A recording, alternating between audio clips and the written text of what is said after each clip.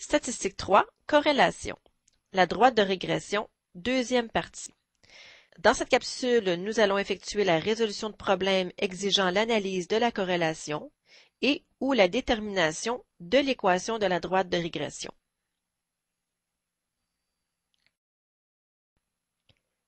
Résolution de problèmes exigeant l'analyse de la corrélation et ou la détermination de la droite de régression. Nous allons voir ensemble un premier exemple déjà résolu et je vous propose ensuite 3 exercices. Voici l'exemple. Le tableau ci-dessous indique le nombre de révocations ou de suspensions de permis de conduire pour une infraction reliée à l'alcool au volant pour 100 000 permis de conduire valides pour une région. On nous donne ici le tableau de données. Voici la première question. Déterminer le coefficient de corrélation. Dans ce cas, peut-on représenter le lien entre les deux variables par une équation du premier degré? Si oui, déterminez l'équation. Alors, à votre avis, quelle est la condition pour pouvoir représenter le lien entre les variables par une équation du premier degré? Eh bien, on peut représenter le lien par une équation du premier degré seulement si la corrélation est forte. Alors, c'est la raison pour laquelle on nous demande de déterminer d'abord le coefficient de corrélation.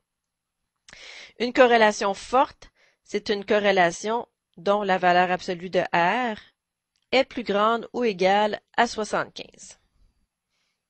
Donc, pour répondre ici à la question A, nous allons calculer le coefficient de corrélation. Alors, voici le calcul. Tout d'abord, on calcule X bar, on calcule l'écart type de la distribution X. Ensuite, on a besoin du Y bar et de l'écart type de la distribution Y. Et ensuite, on calcule notre coefficient de corrélation, sommation de ZXI par ZYI, tout ceci divisé par N-1, qui nous donne moins 0,9379. Alors, est-ce que la valeur absolue de R est plus grande ou égale à 0,75? Oui, on a une corrélation suffisamment forte pour pouvoir faire une approximation du nuage de points par une droite de régression. Voilà. Donc, on peut déterminer notre droite. Et pour ce faire, comme vous savez, on utilise le point correspondant à X bar, Y bar et un autre point du nuage, comme vous avez vu, ce qui nous donne ici une valeur de A, qui représente finalement la pente de la droite, et ensuite, avec A égale Y moins Y1 sur X moins X1, on trouve l'équation de la droite. Ici, et pour les prochains exercices, j'ajoute les valeurs réelles de A et de B, c'est-à-dire les valeurs qui sont calculées à l'aide d'une calculatrice ou d'un logiciel. Donc, les valeurs qui sont calculées non pas par la méthode des moyennes, mais par la méthode des moindres carrés, qui est une méthode plus rigoureuse. Alors, si vous voulez vérifier à l'aide d'une calculatrice ou d'un logiciel, vous devriez trouver ces valeurs plutôt que celles-ci. Voilà. Prochaine question. Peut-on dire qu'avec le temps, le nombre de révocations ou de suspensions de permis tend à diminuer?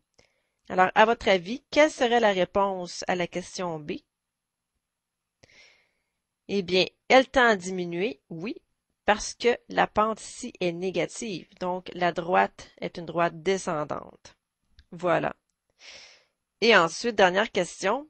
Si la tendance se maintient, combien de permis pourraient être révoqués ou suspendus en 2008? Est-ce que cette approximation est fiable? Justifiez la réponse. Comment faire ici pour calculer combien de permis pourraient être révoqués ou suspendus en 2008, d'après vous? Eh bien, pour calculer ceci, on utilise notre droite de régression et on remplace X qui représente l'année par 2008 et ça nous donne une valeur de Y correspondante. Donc, le nombre de permis ici sera environ de 260. Encore une fois, la petite note ici qui montre la valeur que vous obtiendriez si vous utilisiez l'équation obtenue par le calcul de la calculatrice ou d'un logiciel. Voilà. Et on dit que l'approximation est fiable puisque le coefficient de corrélation est fort. Donc, nécessairement, si le coefficient de corrélation est fort, on peut faire une approximation du nuage de points par une droite et donc nécessairement, on peut utiliser la droite de régression pour effectuer des calculs.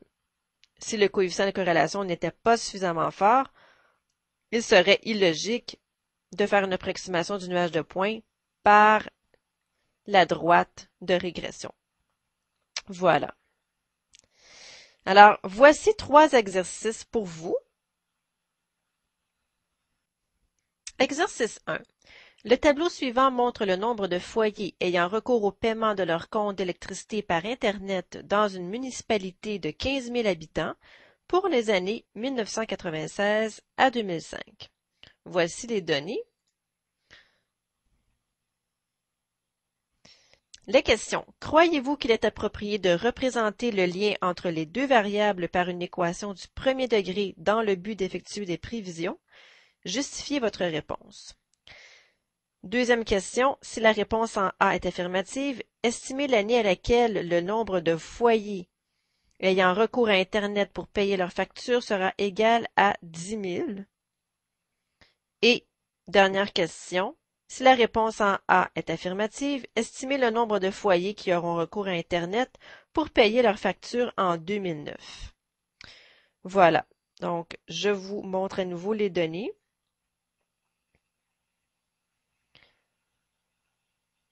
Et voici la question C. Vous pouvez la prendre en note. Je vous laisse faire ceci, mettez la vidéo en mode pause et je reviens ensuite avec la solution. Solution de l'exercice 1. Pour qu'il soit approprié de représenter la situation par une équation du premier degré, le coefficient de corrélation doit être fort. On devait donc calculer le coefficient de corrélation. Le x-bar donnait 2000,5. L'écart type de la distribution x 3,0277. Ensuite, y-bar 6447,2. Le SY 1113,8903. Ensuite, pour R, on a gardé 4 chiffres significatifs pour faire des calculs. 0,7848. Voilà. Donc, si vous utilisez tous les chiffres significatifs avec un logiciel ou une calculatrice, eh bien, il est possible que la dernière décimale soit différente. Alors, la réponse, puisque le coefficient de corrélation est fort, il est approprié de représenter le lien entre les deux variables par une équation du premier degré. Voilà. Ensuite, pour le B, en quelle année le nombre de foyers ayant recours à Internet pour payer les factures atteindra 10 000? Nous devions tout d'abord trouver l'équation de la droite de régression. On choisissait le point x bar, y bar, donc 2000,5 avec 6447,2. Et on choisissait un deuxième point. J'ai pris le point ici, 1999, 5887. Il fallait utiliser ici un point qui était connu, donc un point du nuage. Donc, ici, pour le calcul de A avec le point que j'ai choisi, on obtenait 373,4667.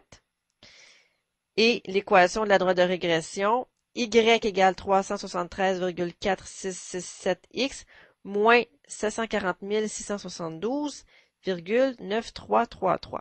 Donc, il est possible que vous ayez des valeurs différentes si vous avez utilisé un deuxième point différent. Et ici, les valeurs réelles de A et de B calculées à l'aide d'une calculatrice ou d'un logiciel sont les suivantes. Donc, il fallait remplacer Y par 10 000 et vous deviez obtenir une réponse qui tournait autour de 2012,8040, qui est la valeur calculée à l'aide d'une calculatrice ou d'un logiciel. Avec l'équation que j'ai trouvée, j'obtenais ici 2010,0130. Donc, encore une fois, la méthode qu'on utilise ici, qui est la méthode des moyennes, c'est une méthode approximative. Donc, il est normal que vous n'ayez pas exactement les mêmes valeurs que celles qui sont présentées ici à l'écran. Voilà.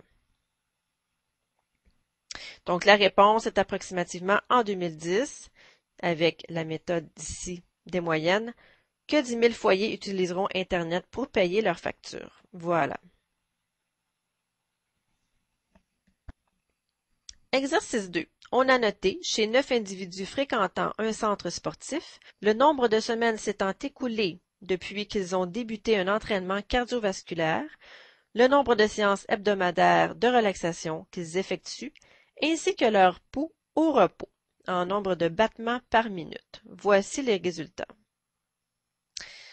Alors, les questions. D'après ces données, y a-t-il une corrélation entre le nombre de semaines d'entraînement et le pouls au repos? Si oui, déterminez l'équation de la droite de régression traduisant le nombre de battements par minute en fonction du nombre de semaines d'entraînement. Voici la deuxième question. Le calcul du coefficient de corrélation entre le nombre de séances de relaxation hebdomadaire et le nombre de battements par minute donne moins 0,28. Peut-on affirmer que le nombre de séances hebdomadaires a une influence sur le pouls au repos? Pourrait-on utiliser la droite de régression pour calculer le nombre de battements par minute pour un certain nombre de séances de relaxation hebdomadaire? Alors, je vous montre à nouveau les données. Et la question A, je vous laisse faire ceci. Mettez la vidéo en mode pause et je reviens ensuite avec la solution. Solution de l'exercice 2. Donc, il fallait calculer ici notre coefficient de corrélation pour vérifier s'il y avait un lien entre le nombre de semaines d'entraînement et le pouls au repos. Donc, le calcul de X-bar donnait 4, le calcul de l'écart type de la distribution X 2,1213, le calcul de Y-bar 75, le calcul de SY 2,5495. Ensuite, le calcul de R devait vous donner moins 0,7627. Donc, puisque la corrélation est forte, on peut affirmer qu'il y a corrélation entre le nombre de semaines d'entraînement et le pouls au repos. On peut donc calculer la droite de régression. J'ai fait le calcul avec le deuxième point ici qui était le point 772, ce qui a donné ici une valeur de A de moins 1. Et l'équation de la droite de régression, y égale moins x plus 79. Les valeurs réelles calculées à l'aide d'une calculatrice ou d'un logiciel donnaient pour A, moins 0,9167 et pour B, 78,6667. Voilà. Donc, voici l'équation ici. Ensuite, pour un coefficient de corrélation de moins 0,28 ici, peut-on affirmer que le nombre de séances hebdomadaires a une influence sur le pouls au repos? Eh bien non, on ne peut pas affirmer que le nombre de séances hebdomadaires a une influence sur le pouls au repos, car le coefficient de corrélation est très faible. Par conséquent, il serait inadéquat ici de déterminer et d'utiliser l'équation de la droite de régression. Voilà, tout simplement.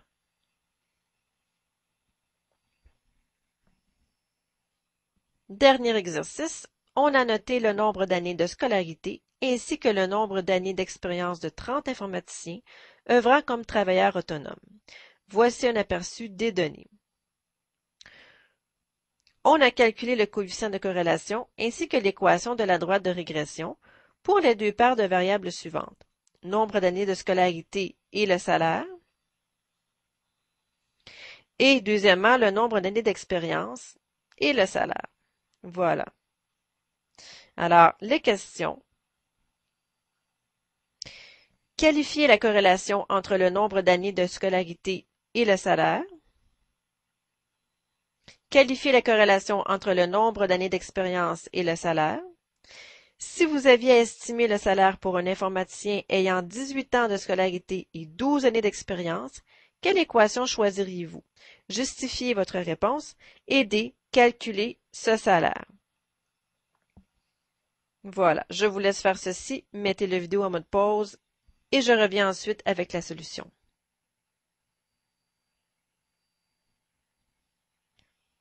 Solution de l'exercice 3. Pour le A, qualifier la corrélation entre le nombre d'années de scolarité et le salaire. Eh bien, la corrélation ici à 0,69 est moyenne. La corrélation entre le nombre d'années d'expérience et le salaire, 0,79, c'est une corrélation forte. Maintenant, si vous aviez estimé le salaire pour un informaticien ayant 18 ans de scolarité et 12 années d'expérience, quelle équation choisiriez-vous? Eh bien, on choisirait l'équation montrant le lien entre le nombre d'années d'expérience et le salaire, car le coefficient de corrélation est plus élevé. Donc, le lien entre ces deux variables est plus fort que le lien entre le nombre d'années de scolarité et le salaire. Voilà. Calculer ce salaire, eh bien, on utilisait la droite de régression, on remplaçait t par 12, ce qui donnait environ 79 250 $. Voilà. Ceci termine la capsule. Je vous souhaite un bon travail.